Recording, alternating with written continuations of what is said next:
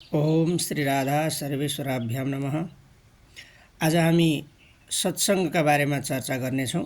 सत्सङ्ग भनेको के हो, सत्सङ्गलाई विस्तृत रूपमा चर्चा गरौँ।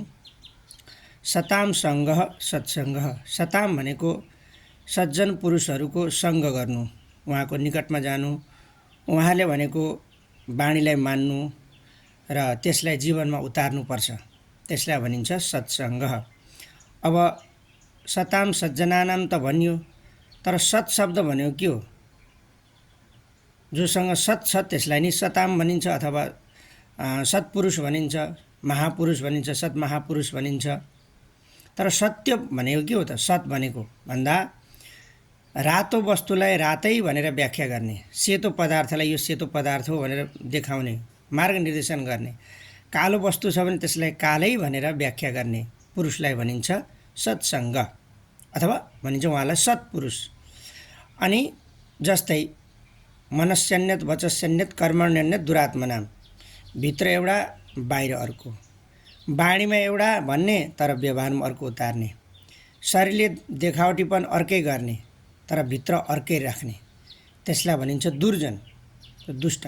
तर जसको चाहिँ मनमा पनि एउटा छ, बाहिर पनि एउटा छ, कर्ममा भित्र पनि एउटा छ, बाहिर पनि एउटा छ, बोलीमा भित्र पनि एउटै छ, बाहिर पनि एउटै छ, त्यसलाई भनिन्छ सत्पुरुष, सत् महापुरुष। मनस्येकम वचस्येकम कर्मण्येकम सुहृज्जनाम, अथवा मनले पनि एउटै चिताउने, गर्ने पनि एउटै, अनि बाणीमा पनि एउटै, भित्री पनि बाणीमा त्यही राख्ने, बोल्ने पनि त्यही, व्यवहारमा पनि त्यही उतार्ने, अनि कर्ममा पनि त्यही उतार्ने, उहाँलाई भनिन्छ सत्पुरुष। उहाँहरूको सङ्गत गर्नुलाई नै भनिन्छ सत्सङ्ग। नभए अरू जति पनि हामी गरिन्छ नि, भेला भने आज त गाउँमा भेला भइयो, नाच्यो गाइयो, अनि त्यहाँबाट विभिन्न फाल्तु गफहरू कुरा गरियो, त्यसलाई सत्सङ्ग भनिँदैन। त्यो चाहिँ भेटघाट हो, त्यो चाहिँ भेटघाट, मिलन, सुख दुःख साटासाट मात्रै हो, त्यो चाहिँ सत्सङ्ग होइन। त्यसमा राजनीतिका कुरा हुन्छन्, घरायसी कुरा हुन्छन्, गाउँका कुरा हुन्छन्, कुलो बनाउने, के बनाउने, कसो गर्ने, ती कुराहरू भनेका चाहिँ त्यसलाई चाहिँ सत्सङ्ग भनिँदैन। त्यो भने चाहिँ विशुद्ध रूपमा आफ्नो व्यावहारिक कुरा गर्ने स्थल मात्रै हो। तर जो मनस्येकम वचस्येकम, मनले पनि कर्ममा पनि वचनमा पनि एक रहेर सधैँभरि साधनामा रहेका जो पुरुषहरू हुनुहुन्छ, जो महिला आमाहरू हुनुहुन्छ, उहाँहरूलाई भनिन्छ सत्पुरुष, सत् महापुरुष अथवा पुरुष, उहाँहरूलाई भनिन्छ। उहाँहरूको सङ्गत गर्नुलाई नै सत्सङ्ग भनिन्छ। त्यही भएर भागवतले के हुन्छ, सत्सङ्ग गर्यो भने मान्छेमा श्रद्धा बढ्छ, रति बढ्छ, भक्ति पनि बढ्छ। सताम प्रसङ्गान मम वीर्य संविदो, सताम प्रसङ्गान मम वीर्य संविदो भवन्ति हृत्कर्ण रसायना कथाः तज्जोषणा दास स्वपवर्ग वर्तमनि श्रद्धा रतिर्भक्तिरनुक्रमिष्यति। सत्सङ्ग गर्यो भने श्रद्धा बढ्छ, रति बढ्छ, अनि भक्ति बढ्दछ भगवानमा। कथा श्रवण आदि गर्नाले पनि त्यही हुन्छ, सत्पुरुषहरूको सङ्गत गर्नाले पनि त्यही हुन्छ, सेवा शुश्रूषा आदि गर्नाले पनि त्यही हुन्छ।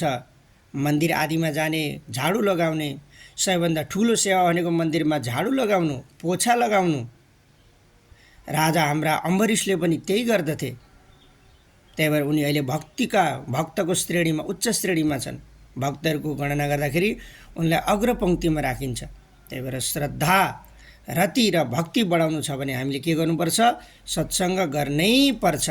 त्यही भएर हिन्दीमा कति राम्रो कहावत छ, बिनु सत्सङ्ग विवेक न होई, राम कृपा बिन सुलभ न सोई। त्यही भएर सत्सङ्ग गर्यो भने भगवान रामको कृपा हुन्छ, भगवान श्याम सुन्दरको कृपा हुन्छ, भगवान नारायणको कृपा हुन्छ, भोले बाबाको कृपा हुन्छ हामी माथि। त्यही भएर सत्सङ्ग गर्नै पर्छ। तर सत्सङ्ग भनेको त ऐरे गैरेसँग गएर गर्ने होइन। जोसँग जो निष्ठ हुनुहुन्छ, जोसँग ज्ञान छ, जोसँग भक्ति छ, जो सदाचारमा रहनुहुन्छ, त्यस्ता पुरुष महापुरुषहरूको सान्निध्यमा रहेर सत्सङ्ग गर्नुपर्छ। राम्रो बाटोमा लागेर गुरु चिन्नको लागि ढिला गरियो भने, गुरु चिन्नको लागि हामीले बाटो बिरायो भने त फेरि हामी खाल्टोमा गिर्छौँ। तर सत् महापुरुषहरूको चयन गरेर उहाँहरूको सत्सङ्ग गर्नुपर्छ। त्यही भएर भगवत पाद शङ्कराचार्यले पनि भन्नुभएको छ गीत गोविन्दमा, सत्सङ्गत्वे सत्सङ्गत्वे निस्सङ्गत्वम, निस्सङ्गत्वे निर्मोहत्वम, अनि निर्मोहत्वे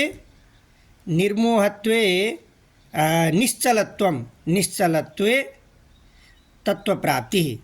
भनेको सत्सङ्ग गर्यो भने हामीलाई केही कुरो प्राप्त गर्ने लालसा हुँदैन, एकदम इच्छा हुँदैन, धेरै मनमा इच्छा आउँदैन। सत्सङ्ग गर्न थाल्यो भने बिस्तारै बिस्तारै कुराहरू छुट्दै जान्छन्। अनि ती कुराहरू छुट्दा पनि के हुन्छ, निर्मोहत्वम, मोह पनि रहँदैन। घर परिवार इष्ट मित्र यताउति त्यो मोह त रहनु पर्यो, तर एउटा लिमिटमा। त्यो लिमिटवाला मोह त रहन्छ, तर एकदम भित्रैबाट धेरै मोहवाला भावना आउँदैन। अनि जब निर्मोही होइन्छ अनि के हुन्छ, मनमा निश्चलता आउँछ, मन एकदम चञ्चल रहँदै स्थिर रहन्छ। अनि मन स्थिर भइसक्यो के हुन्छ, केही कुरो प्राप्त गर्ने इच्छा हुँदैन। अनि यसरी भइसकेपछि अनि के हुन्छ, तत्त्व प्राप्ति हुनुहुन्छ। जसलाई हामी कसैले भगवान भन्छौँ, कसैले परमात्मा भन्छौँ, कसैले ब्रह्म भन्छौँ, त्यो कुरोको प्राप्ति हुन्छ। त्यसको लागि चाहिन्छ सत्सङ्ग। सत्सङ्ग गरिएन भने यी कुराहरू प्राप्त हुँदैनन् भनेर यो भगवत्पाद शङ्कराचार्यले भन्नुभएको छ। त्यही भएर हामीले सधैँभरि प्रयास गरेर, प्रयत्न गरेर, हिन्दीमा एउटा कहावत छ, पानी पिनके छानके गुरु चुन्ना जानके भन्छ नि, हो त्यही हो। गुरुको चयन भनेको, किनभने गुरु खराब गुरु पर्नुभयो भने, बिना साधना गरेको गुरु पर्नुभयो भने, मैले शब्द ध्यान दिनु होला है, बिना साधना गरेको तथाकथित अहिले समाजमा हिँड्नुहुन्छ गुरुहरू, कुनै प्रकारले टीका चन्दन लगाउँदैमा, वस्त्र धारण गर्दैमा गुरु हुँदैनन्। गुरु भनेको त भित्रबाट पनि तत्त्व प्राप्ति भएको हुनु पर्यो, भित्रैबाट साधना गरेको हुनु पर्यो। त्यस्तालाई चाहिँ हामीले जीवनमा गुरु बनाउनु पर्दछ। उहाँले भनेको बाटोमा हिँड्यो भने अनि हामी गन्तव्यमा पुगिन्छ। उहाँले भनेको बाटोमा हिँड्यो भने गन्तव्यमा पुगिन्छ। उहाँले देखाएको भनिएको कुरालाई हामीले अपनायौँ भने पक्कै पनि तत्त्व प्राप्ति हुन्छ। त्यही भएर सत्सङ्ग त हामीले जीवनमा गर्नै पर्छ। सत्सङ्ग गरिएन भने सकल प्राणीहरूको कल्याण हुँदैन, हाम्रो कल्याण छैन। त्यही भएर हामीले खोजी त्यस्ता गुरुको चयन गर्नुपर्छ। पहिले कठिनाइ हुन्छ, तर 1-2 महिना भएपछि हजुरले गुरु चिन्न थाल्नुहुन्छ, सत महापुरुषहरू चिन्न थाल्नुहुन्छ। अनि त्यस्ता सन् महापुरुषहरूको सान्निध्यतामा गएर प्रश्न गर्ने, जिज्ञासु गर्ने, अर्थार्थी भन्छ नि, एकदम अर्थको लागि मलाई यस्तो कुरो जान्नु छ भन्ने, तत्त्व प्राप्तिको लागि मलाई एकै कुरो जान्नु छ भन्ने, आफूलाई चाहेको कुरो, आफूलाई मनमा लागेको कुराहरू निश्चिन्त रूपमा, निश्चिन्तता भएर, निष्फिक्र भएर गुरुदेवहरूलाई प्रश्न गर्ने, अनि मात्रै तत्त्व प्राप्ति हुन्छ। अनि मात्रै मनुष्य जीवन भएर हामीले जन्म लिएको सार्थकता हुन्छ। हजुरहरूले यसरी सत्सङ्ग चाहिँ गर्नै पर्छ। बेला मौकामा गएर सत्सङ्ग आफ्ना गुरुदेवका सान्निध्यतामा गएर परिप्रश्नेन सेवाया, जबसम्म परिप्रश्न गरिँदैन, गुरुहरूलाई गुरुदेवको सामुन्य गएर हामीले प्रश्न गरिँदैन, गुरुदेव यो भनेको कुरो के हो, जिज्ञासु भएर गर्ने। फेरि आचार्यले के छ, उसलाई प्रश्न थाहा हुन्छ तर फसाउनु छ, गुरुको के गर्नु छ, बेइज्जती गर्नु छ, उहाँको परीक्षा लिनु छ भन्ने भावनाले पनि कति गरेर प्रश्नहरू गर्नुहुन्छ। त्यो चाहिँ फेरि उचित हुँदैन। वास्तवमा जिज्ञासु भएर जाने, परिप्रश्न गर्ने, अनि मात्र त्यो लाभदायक हुन्छ। जय श्री राधेश्याम।